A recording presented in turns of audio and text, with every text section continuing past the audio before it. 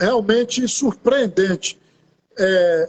Dois casos bastante envolventes. O Brasil todo se envolveu nessa questão dos dois irmãos que foram atropelados, eu não sei como, pela médica, e o senhor conseguiu libertá-la.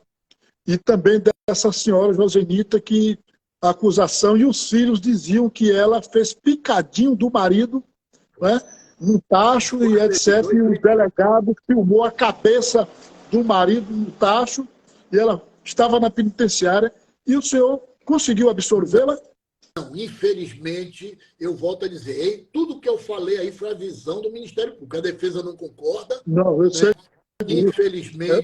Infelizmente, a mídia jogou a população contra a minha cliente. Ela foi a júri popular, infelizmente ela foi condenada, mas continuamos recorrendo, mas tempos depois ela teve tuberculose dentro do presídio e veio a falecer. Mas eu volto a dizer, foi um dos casos mais sensíveis que eu trabalhei, um caso difícil, e eu termino a minha carreira, pretendo ficar muito tempo, mas quando findar, eu findarei confiante na inocência de Dona Rosanita. A defesa entende que não foi ela, mas infelizmente não houve tempo para a gente provar isso através de uma ação rescisória, através de medidas jurídicas para tentar anular aquele julgamento, fazer até em outro local, longe da mídia, para ver até um outro resultado.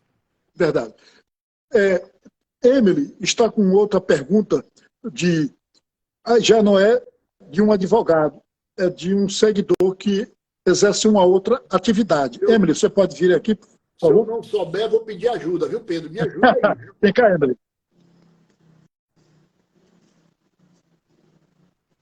Vamos lá de novo, doutor Vivaldo. Vamos, minha irmã.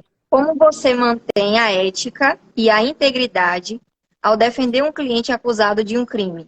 Repete novamente. Pronto. Como você mantém a ética e a integridade ao defender um cliente acusado de um crime? Pronto. Quem me conhece sabe que eu procuro seguir os ditames da advocacia diuturnamente. A ética no nosso escritório, na conduta de cada advogado nosso, ela é festejada muito diuturnamente pelos integrantes do escritório. Eu agradeço a pergunta feita pelo seguidor e fui muito feliz quando disse que não é da área jurídica, mas eu vou tentar explicar em uma linguagem o mais simples possível, sem o juridiquês, para que Vossa Excelência entenda, e dizer que o advogado, vou repetir, o advogado, ele não defende o crime, ele defende o criminoso ou o suspeito, o réu, o criminoso, para que ele tenha um julgamento justo. E a gente, meu querido e amado professor Pedro, a gente pensa que os fatos só acontecem com o vizinho. A gente não imagina que um filho, um parente distante, um sobrinho, ou até a gente mesmo possa vir a cometer um crime, pode ter certeza. A primeira coisa que você, que porventura venha deslizar, a primeira coisa que vem na cabeça daquele que tem um primo, um amigo que deslizou, é dizer, eu quero o meu advogado.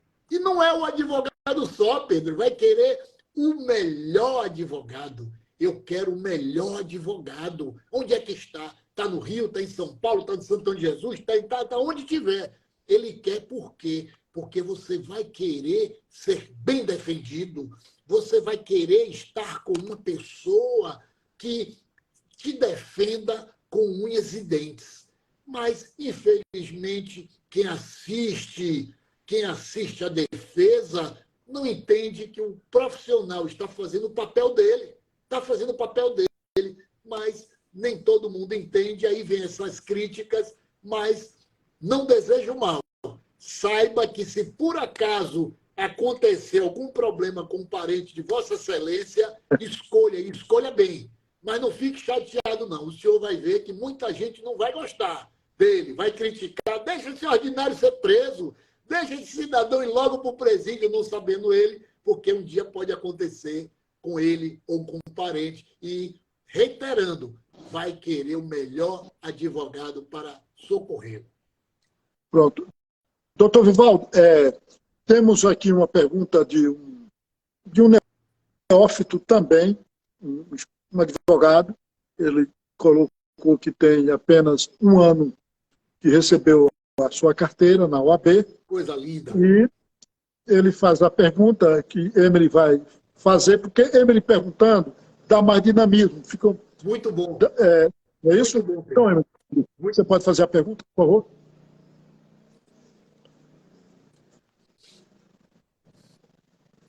Não é isso, professor? Pronto. Doutor Vivaldo, qual é a sua opinião sobre o sistema de justiça criminal atual e as possíveis melhorias que poderiam ser feitas? Vou repetir. Qual é a sua opinião sobre o sistema de justiça criminal atual e as possíveis melhorias que poderiam ser feitas? Pronto, doutor Vivaldo. Vamos falar um pouquinho sobre o sistema de justiça, né? Vamos imaginar que o sistema de justiça não direcione única e exclusivamente para a justiça criminal. Vamos falar do sistema de justiça de um modo geral.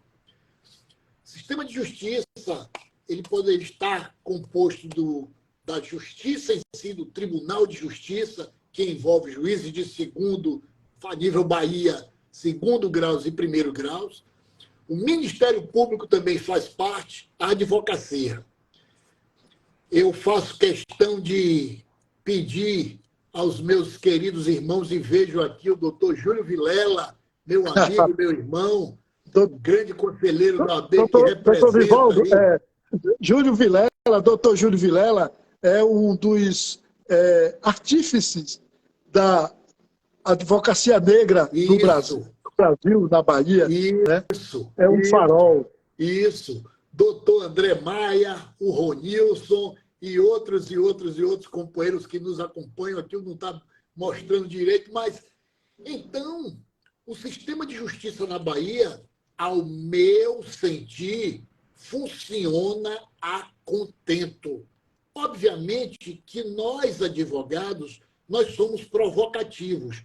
Nós nunca estaremos satisfeitos com o sistema. A gente vai estar sempre reclamando, pedindo melhorias, né?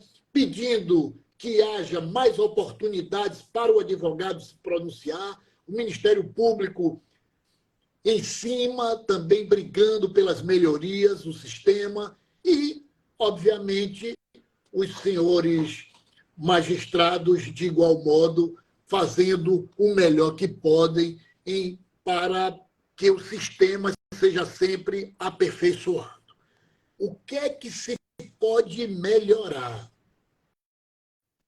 Eu entendo que o magistrado, que a magistratura de primeiro grau, ela hoje está atravessando uma dificuldade muito grande, não por culpa dos senhores magistrados de primeiro grau.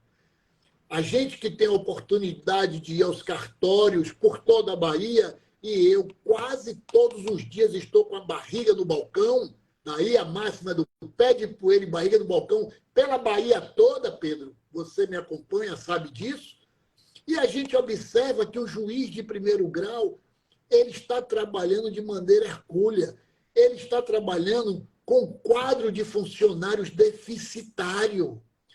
O juiz de primeiro grau ele precisa de mais serventuários para que ele possa impulsionar os processos, a despeito de hoje já ter melhorado muito a questão da justiça digital. Mas também já foi dito, e é de conhecimento público, que as plataformas digitais que hoje auxiliam a justiça, em especial o PJE, é um sistema sistema que, infelizmente, apresenta muitas falhas, muitas imperfeições. Isso vai ser aperfeiçoado com o passar do tempo. Então, o que precisa melhorar? Precisa melhorar, aperfeiçoar com rapidez esse sistema, o PJE, precisa melhorar também, ao meu sentir, fazendo concurso para contratar mais serventuários, mais juízes de primeiro grau. Nós temos na Bahia algumas comarcas sem juízes por falta de juízes, né? Uma cidade sem um juiz, eu diria que é uma terra sem lei. A presença de um magistrado numa cidade impõe autoridade, impõe respeito, né? Ali é a certeza que a justiça está presente, você reduz a criminalidade, você melhora os índices de segurança pública quando naquela cidade tem um juiz, um promotor e, principalmente, os advogados. E eu acompanho as reclamações dos nossos colegas que, em muitos locais, não têm juízes e tomei conhecimento hoje que, nessa linha do que eu estou falando, o nosso querido e festejado Tribunal de Justiça da Bahia, o mais antigo das Américas, está contratando, já está dando posse a quase uma centena de juízes novos que passaram e estavam aguardando. Então, parece que já há uma folga no orçamento para se trazer esses novos juízes que irão complementar o quadro e melhorar muito o nosso sistema de justiça baiano. Doutor Vivaldo, o senhor acha que dentro da carreira jurídica existe preconceito racial, de cor? Eu quero crer que não haja, meu querido professor. Em especial em Salvador, na Bahia. Salvador é a cidade mais negra fora da África. Quem vos fala, nós somos afro-brasileiros, com muita honra. A gente sabe que quase que a totalidade da população baiana ela é negra. Quando não negra, é oriunda, é afro-índio, né? Eu lembro, no nosso passado recente, dizia que o único branco na Bahia é o cônsul da Suécia. O resto, todo mundo tem um pezinho na cozinha. Todo mundo... João Baldo Ribeiro, né? Eu acho que era João Baldo que falava isso. Isso. Então, havendo essa situação, eu quero acreditar que não haja isso. Eu confesso a você, hoje eu fiquei muito triste. Chegou ao meu conhecimento que uma loja, um grande mercado em Salvador, um pai e filha, salvo engano, chegou truncado, e isso vai ser objeto de uma conversa com a imprensa que nós vamos fazer na segunda-feira. Um pai e uma filha, desesperados, porque a menina tem um filho mamando, mas ela tem dificuldade de amamentar,